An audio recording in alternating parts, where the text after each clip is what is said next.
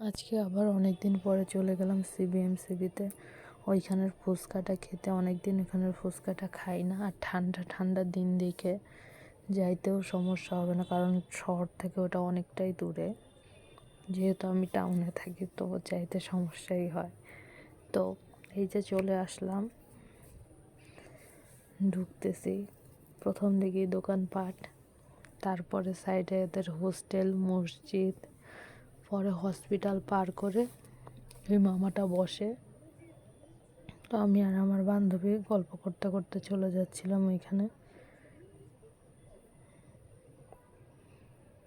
আর আমি আগের ভিডিওতেও বলছি, মামার ফুচকা অনেক মজার, অনেক মজার, চটপটিটাও অনেক মজার। তো যাই মামাকে জিজ্ঞেস করলাম প্রথমে কেমন আছে, তারপরে অর্ডারটা দিয়ে বসে পড়লাম আমরা দুইজনে। আর বলতেছিলাম মামা এত মজা করে যে বানায় কি বলবো, মানে অন্য জায়গার স্বাদের সাথে মিলবেই না।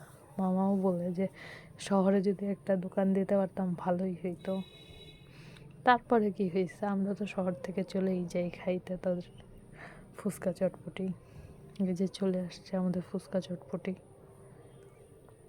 তারপর খাওয়া শেষ করে একটুখানি পরিবেশটা দেখে আইসক্রিম টাইসক্রিম খেয়ে বাসায় চলে আসলাম, এই আর কি। Thank you.